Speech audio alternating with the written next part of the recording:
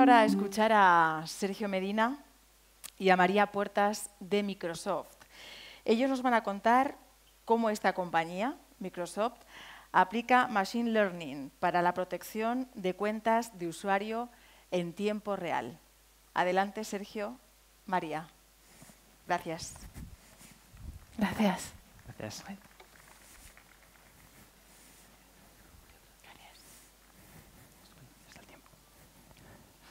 Bueno, buenas tardes a todos. Muchas gracias por venir en esta hora tan complicada. Así que nada, mi compañera María y yo os agradecemos estar aquí. Ambos trabajamos para Microsoft y hemos venido a hablar precisamente de un poco de cómo en Microsoft aplicamos Machine Learning para proteger las cuentas de los usuarios de los sistemas que tenemos. Ahora veremos un poco el detalle. Mi nombre es Sergio Medina, trabajo como consultor de seguridad, especializado en temas de identidad y seguridad, con base aquí en Madrid. Y yo soy María Puertas, trabajo de Data Scientist en el equipo de producto en Redmond, en el equipo de protección de cuentas e identidades.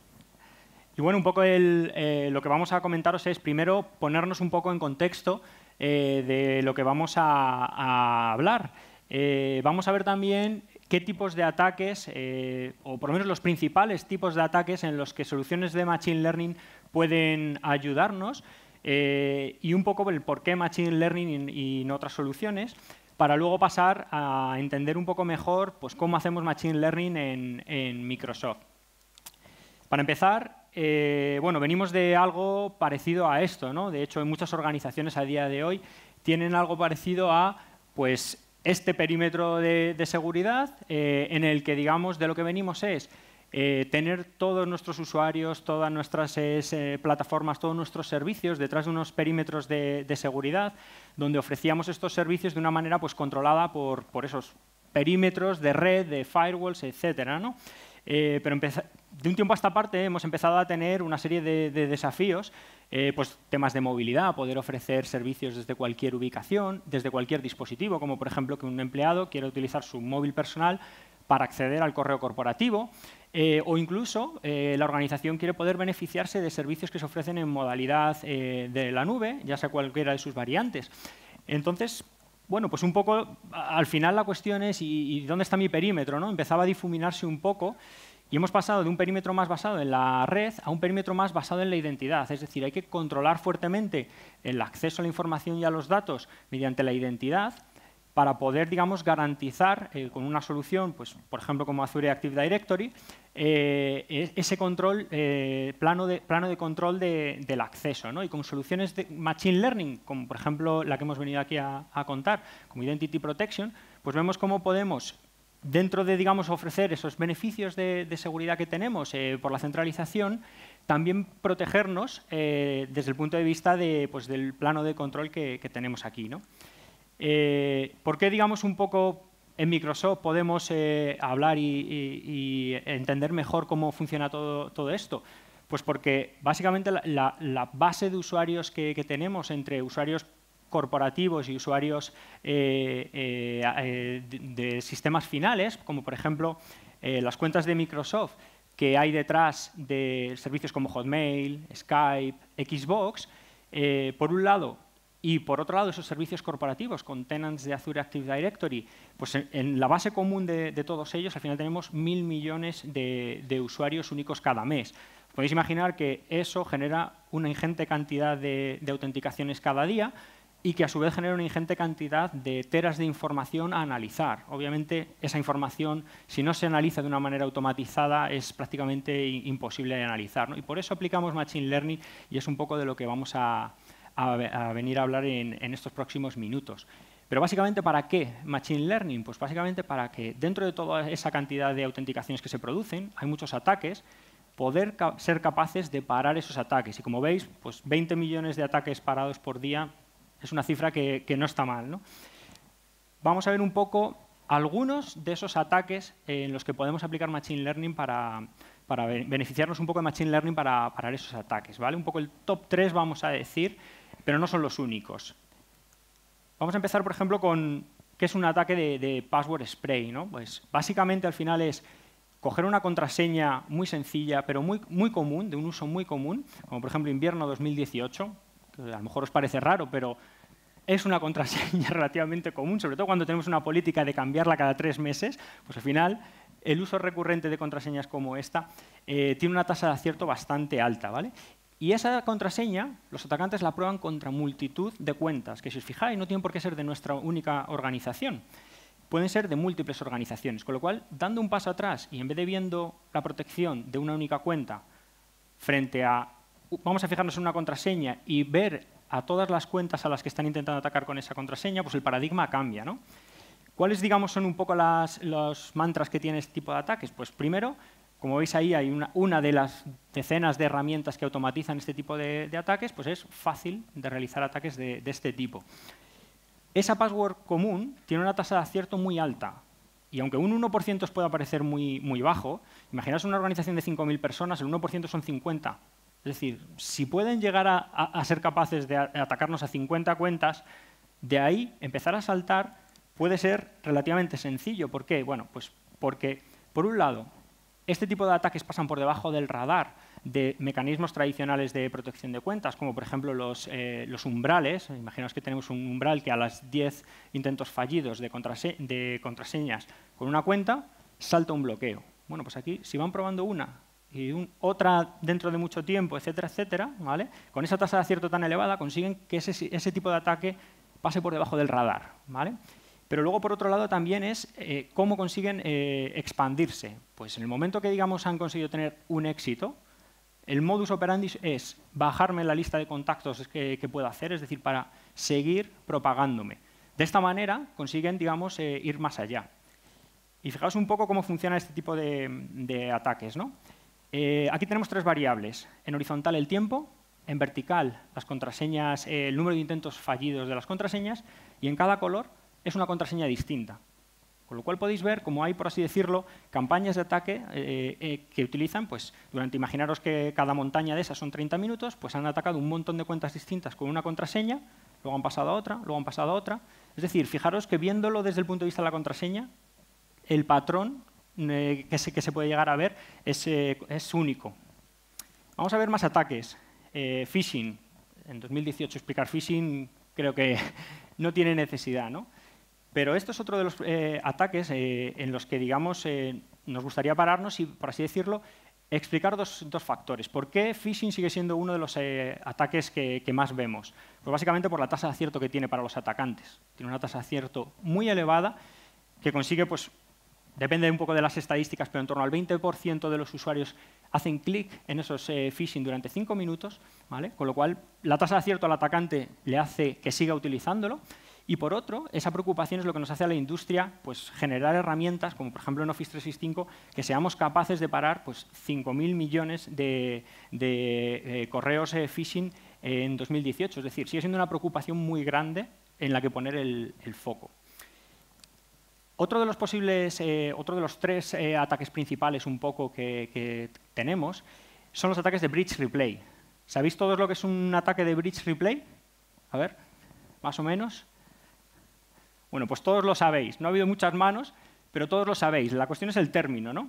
Un ataque de Breach Replay básicamente es que ante una brecha de seguridad en un sistema o en una organización donde puedan hacer una extracción de usuarios y contraseñas, utilicen ese usuario y esa contraseña para saltar a otro sistema y otra organización totalmente distinto. Es decir, imaginaros situaciones como esta que tenemos aquí en las noticias, que fue una del pasado. Y a lo mejor podéis pensar, bueno, mi organización no va a llegar nunca a ver este tipo de situaciones. Bueno, no hay que pensar en este tipo de servicios, ¿vale?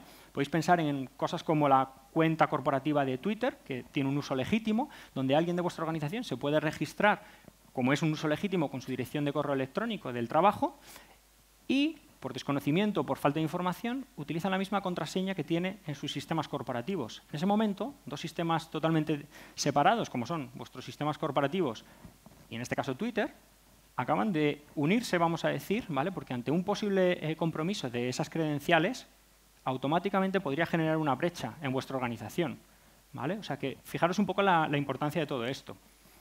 Y bueno, pues a modo de resumen, estos son, digamos, 3 de los múltiples ataques de los que se beneficia el Machine Learning, Pero para eso, mi compañera María ha venido desde Redmond para hablaros. Así que, continúa María. Genial, gracias, Sergio. Estos ataques son los más grandes que vemos en todos los sistemas de cuentas de Microsoft, y para disuadirlos y para prevenirlos y proteger a los usuarios, uno de los sistemas que utilizamos, entre otros, es el uso de Machine Learning para evaluar el riesgo que tiene cualquier autenticación de usuario o cualquier usuario en sí de haber sido hackeado, de esa cuenta haber sido comprometida. ¿Por qué usamos Machine Learning? ¿No? O sea, en realidad hay muchas formas en las que una organización se puede defender. Tú puedes decir, bueno, la contraseña no la acepto como único credencial, puedo hacer que todos mis usuarios siempre estén trabajando dentro de la red corporativa, o de hacer que siempre tengan un segundo factor de autenticación, y en general poner pues, más fricción y no dejar que funcionen con facilidad y que sean productivos. Con el uso de Machine Learning dentro de productos como Active Directory Identity Protection, lo que hacemos es intentar maximizar la seguridad sin afectar a la productividad de los usuarios, poniéndoles trabas o dificultando que hagan ese trabajo con esa movilidad y esa facilidad que se requiere en el puesto de trabajo moderno, ¿no?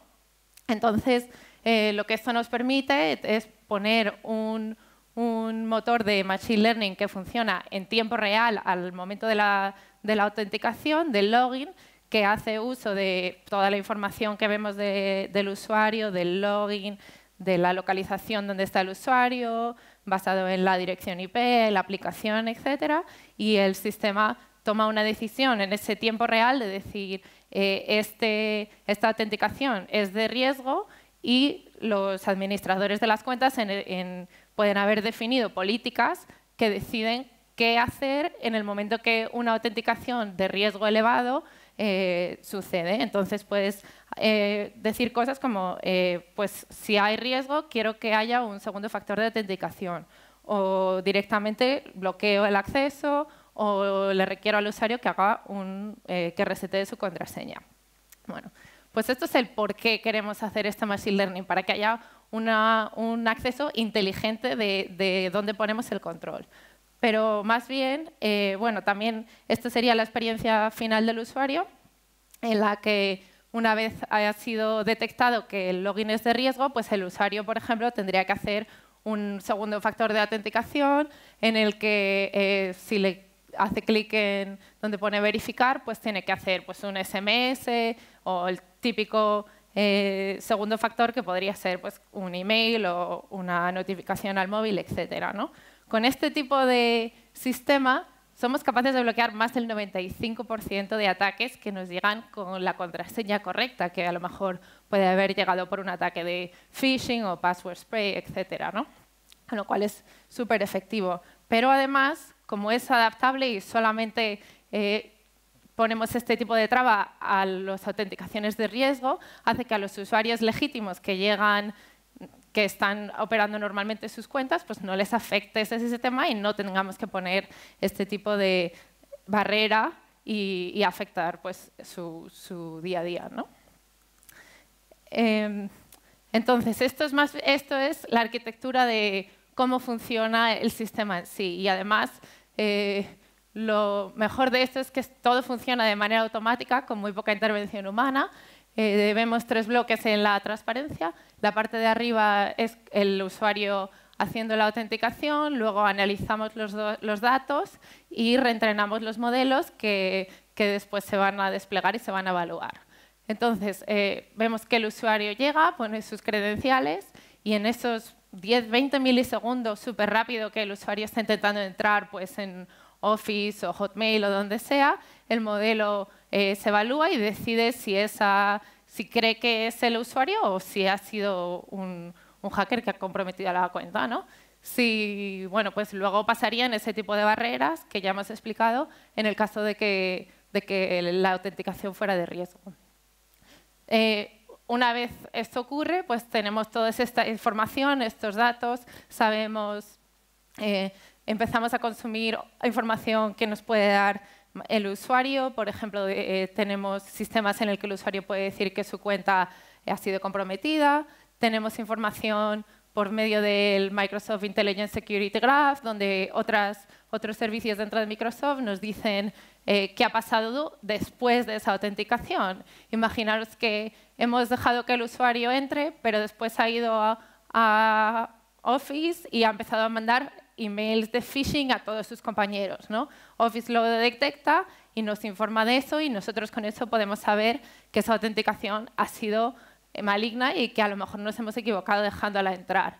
Todo esto es lo que se llama el etiquetado de los datos, y con eso reentrenamos el modelo, lo cual sucede de forma automática y más o menos lo hacemos una vez al día o incluso más veces, y el modelo directamente pasa una serie de controles y verificaciones y va a los frontends de autenticación, y ahora los nuevos usuarios que llegan, pues el modelo nuevo es el que va a evaluar el riesgo, y además ha aprendido de los datos más recientes que contienen los últimos ataques.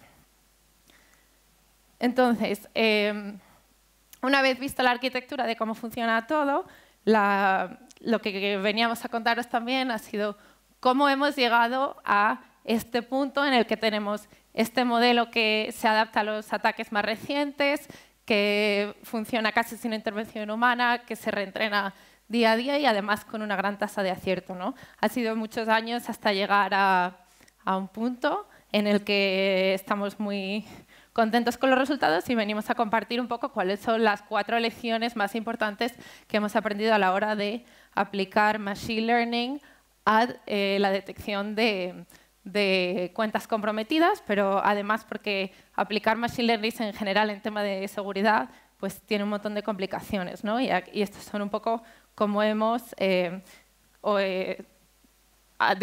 afrontado esos desafíos. La primera es que es muy importante contar con no solamente data scientists, pero también gente que entienda el ecosistema, entienda bien los datos y entienda los ataques. Por ejemplo, aquí vemos unos logins de una usuaria que se llama Alice, y pues aunque esto es una versión muy simplificada, pero lo hemos puesto para que veáis que es importante entender simplemente con una simple vista los datos qué es lo que resalta, qué es dónde está la sesión pues que no encaja, ¿no? Y a lo mejor me podéis decir o decirme si lo veis en la imagen, si veis algo que por lo menos debería saltar algún tipo de alerta, ¿no? Veis que en general hay una sesión que cuando ves el país pues resulta que viene de Rusia, pero esta usuaria no suele venir de Rusia. A lo mejor pues un login de Rusia por sí solo no significa nada, pero cuando lo ves en contexto de los otros pues sí significa algo, ¿no?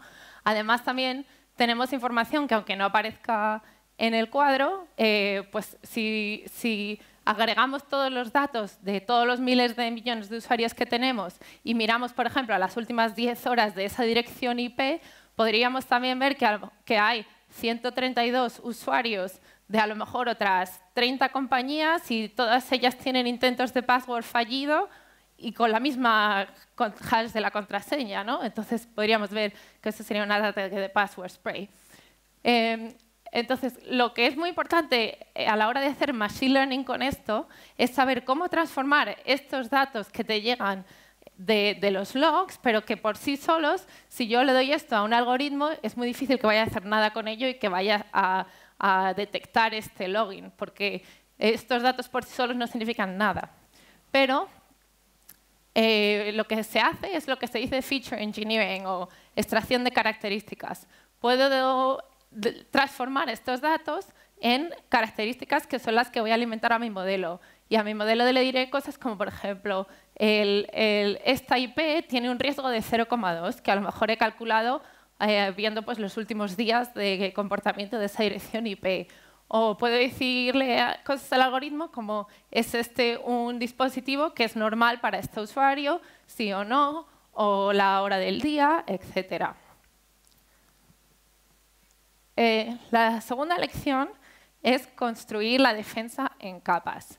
No sirve directamente tener un problema y poner a un nuevo, no sé, alguien que contrates y diga, solucioname esto con Machine Learning.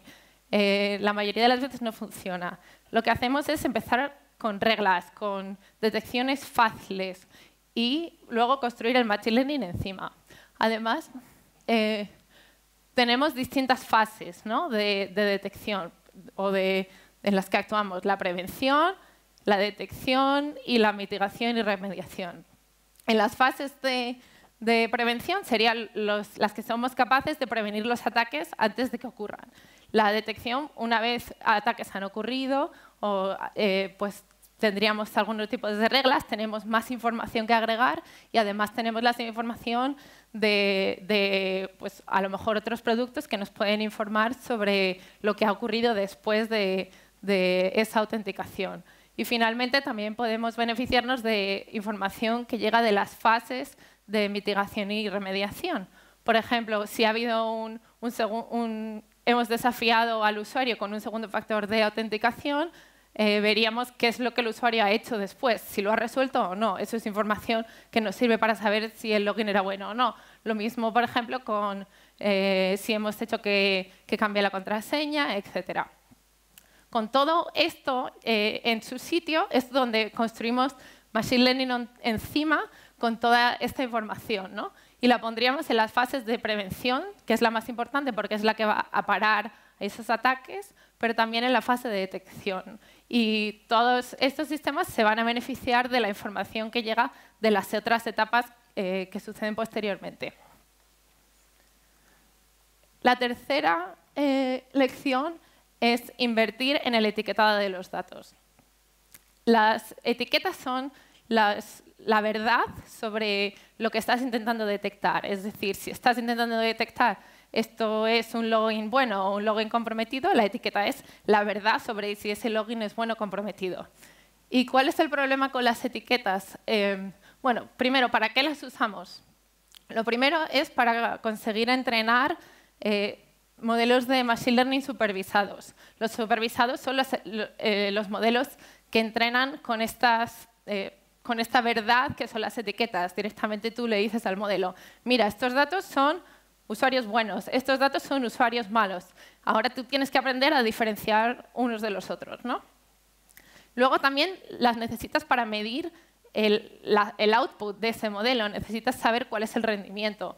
Por ejemplo, si ayer mi sistema detectó 50.000 logins como logins comprometidos, yo tengo que saber cuántas veces acertó, cuántas veces de esas 50.000 detecciones esos eran en realidad comprometidos y cuántas veces falló, ¿no? Para eso necesito saber, pues necesito datos etiquetados.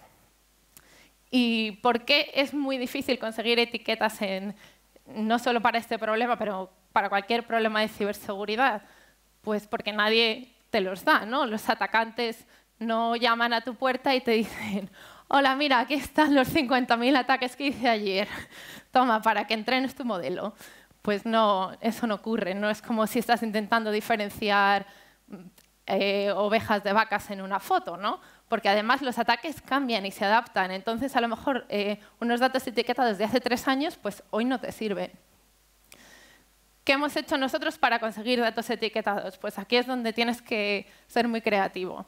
En primer lugar, buscamos datos etiquetados directamente de los usuarios finales y los administradores de cuentas.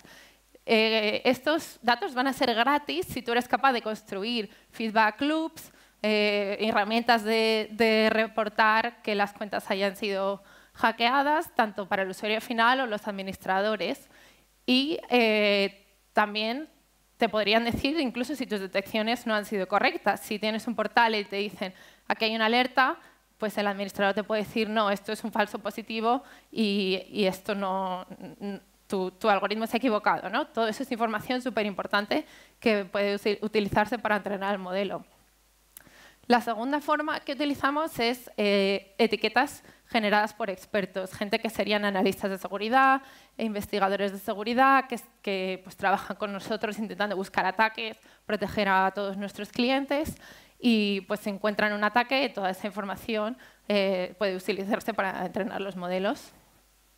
Y finalmente, la parte más difícil, pero muy importante para conseguir estos sistemas que se adaptan rápidamente, es conseguir generar etiquetas que se autogeneren, ¿no? Para esto utilizamos detecciones que a lo mejor no abarcan todo lo que hay, todos los ataques que existen, pero que son muy precisas, que sabemos que lo que detectan tienen pues casi un 100% de tasa de precisión, vamos. Y con eso podemos alimentar a nuestros modelos que son capaces de generalizar y expandir sobre esa información pues, más, a una tasa de detección más grande. Y la última lección es lo que decimos know your numbers, en saber bien tus números. Y esto más bien se basa en medir constantemente cómo funcionan tus modelos y tus detecciones. No solo medirlas cuando estás en la fase de investigación, intentando crear una detección nueva, pero una vez la detección y el modelo está en producción, seguir siempre midiendo su tasa de acierto, ¿no? Entonces, en general, cualquier detección y cualquier algoritmo de Machine Learning va a generar siempre dos tipos de errores, ¿no? O sea, la tasa de falsos positivos y la tasa de falsos negativos. La tasa de falsos positivos, por ejemplo, en este cuadro lo vemos en el eje horizontal, sería cuántos usuarios buenos, cuántos logins buenos mi modelo ha detectado, y el otro eje sería la tasa de acierto, que sería cuántos de los ataques, el porcentaje de ataques que he detectado. Todos los sistemas de detección van a tener algún tipo de equilibrio entre esta tasa de acierto y la tasa de falsos positivos, ¿no? Siempre vas a tener que buscar en esa curva cuál va a ser el punto de operación. Depende de cómo de cómodo estés como organización de decir quiero más fricción o quiero más seguridad, ¿no? Entonces, por ejemplo, en nuestro producto de Identity Protection, en algún sitio de esa curva se encontrarían cosas como nivel de riesgo alto, medio, bajo, y una organización podría decir, vale, yo tengo una tolerancia al compromiso, pues no muy alta, pero prefiero que no molestes a mis usuarios. Entonces dirías, vale, pues solo voy a poner en la tasa de riesgo alta que bloquees un login. Pues eso estaría en algún punto de esa curva, ¿no? Y bueno, medir siempre, pues no solamente es para encontrar ese punto de operación, pero también sería muy importante para saber cómo están haciendo tus modelos y si hay algo que tienes que cambiar, si hay algún nuevo ataque que no está detectando y si tienes que generar pues, algún cambio en el sistema, tienes que saber siempre cómo está funcionando. Y esto parece muy obvio, pero os diría que hay mucha gente y muchos sistemas que funcionan con Machine Learning y que cuando hablas con la gente que los ha generado no sabe muy bien cuáles son sus tasas de acierto o falsos positivos. Y bueno, eso es más o menos toda nuestra presentación. Como en resumen, las 4 lecciones aprendidas para hacer Machine Learning en seguridad y en nuestra detección en tiempo real son ser expertos en la materia, entender muy bien los datos, porque si no, no vas a generar esas características que ayudan al modelo a distinguir entre lo que estás intentando detectar y lo que no. Hacer esta defensa en capas, empezar siempre por lo simple y construir los sistemas de Machine Learning encima, invertir en el etiquetado de los datos de la forma que puedas, o sea, porque nadie te regala esas etiquetas, y finalmente hacer ese constante medición y entender bien cuáles son los tipos de errores y el balance entre ellos. Y con eso es nuestra presentación. Muchas gracias. Gracias. Y ahora aparezco yo. Ahora aparezco yo con la tablet. Tengo una pregunta para cada uno de vosotros, además. Perfecto. Si queréis, como ya estabas hablando tú, María, pues empiezo por ti. ¿Veis futuro en las Machine Learning para detectar nuevas amenazas por comportamiento y actuar en consecuencia? Claro, como es una aplicación, no le puedo hacer una pregunta de que me lo aclare lo que significa por comportamiento. Sí, está por ahí la persona que ha hecho la pregunta, pero esta es la cuestión. O sea, a ver, ¿la puedo leer? ¿Veis futuro en las Machine Learning para detectar nuevas amenazas por comportamiento y actuar en consecuencia?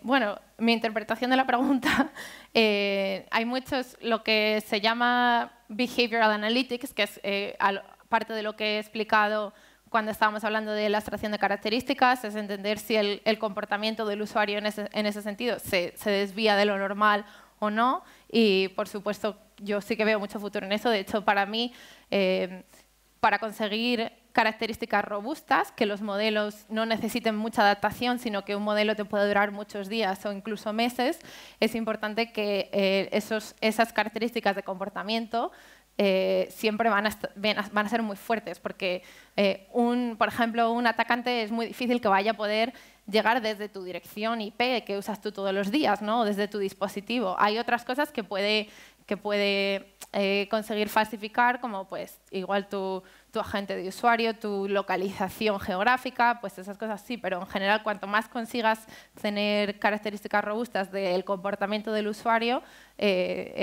mejor va a ser tu modelo. Sergio, pregunta para ti. ¿Qué tipos de técnicas concretas de Machine Learning utilizáis? ¿Entrenáis con muestras de ataques o con eventos normales? Qué buena. Pues bueno, un poco ambas. La primera, muestras de ataques, lo que comentaba María.